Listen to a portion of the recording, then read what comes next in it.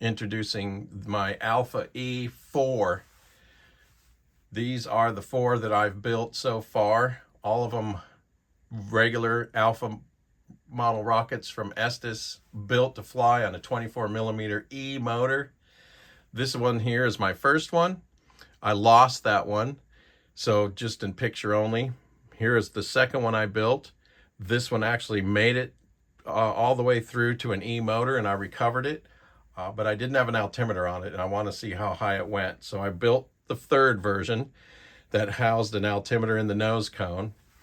But after flying it on a D motor, it sustained so much damage I was not able to fly it on an E motor. I'd lost the nose cone and broke a fin. So that was the end of that one. So I just finished building the fourth version, and here are the improvements that I made. Well, with each iteration of this model, I've learned some things and made some decisions to change it to try to give it the best chance possible to get up and down on an E motor in one piece and flyable afterwards, kind of certifying this thing on an E motor. So a few different modifications. First, the paint scheme. This time I went with the traditional paint scheme, skipping the fin decorations, but adding a little bit of a USA motif in honor of America 250 years in a couple of days. The fins have been carbon fiber stripped here and here on all three. I also papered the fins with Avery labels. I've heard people doing that, and I thought I'd try it on this one. It actually worked out really well. They stuck perfectly, very smooth finish. It looks like they've been finished with balsa, but none of the gluing with Elmer's glue or Tight Bond or CA glue that we've all seen done. But so far, this is my favorite method. It was lickety split, and they're sticking really well. So I'm trying to get these things bulletproof so they don't do that upon impact where that just snapped. So I think I have it reinforced enough so that won't happen. I went back to an E motor mount that will hold the motor. The last one was one of the cheapy motor mounts that kicked the motor out my first time I flew it. So I went back to that.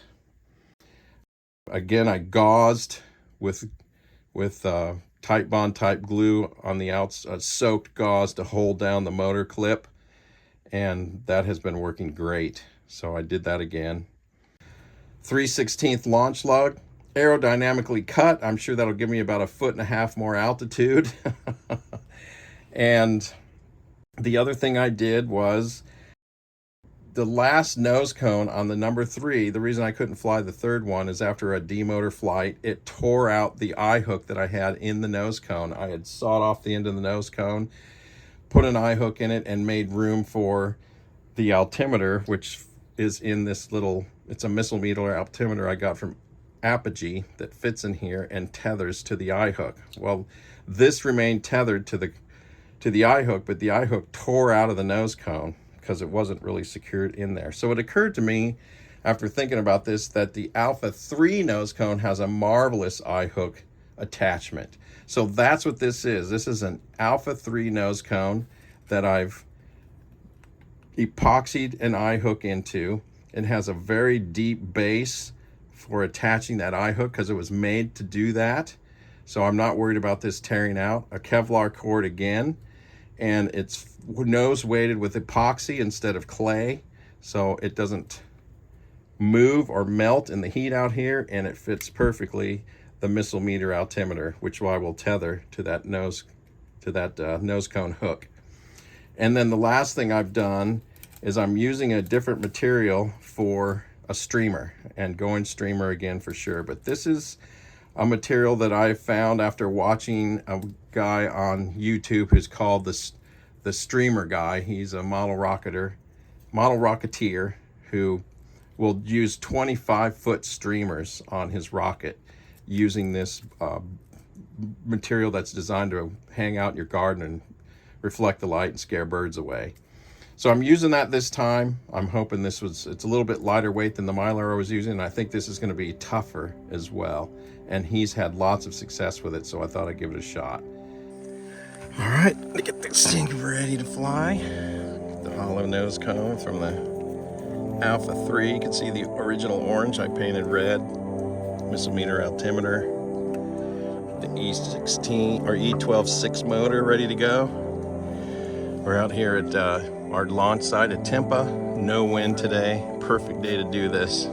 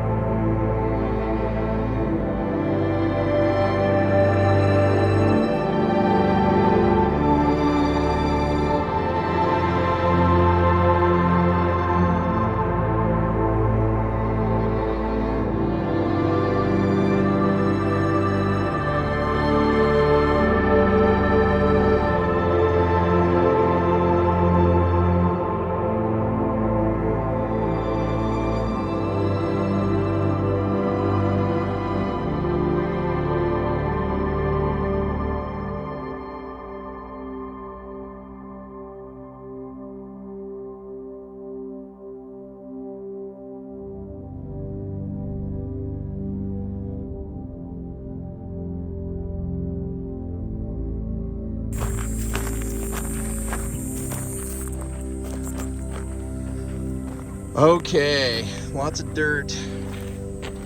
Everything looked good. The tube is definitely cooked, which I expected. The fins are all on. Altimeter's still there.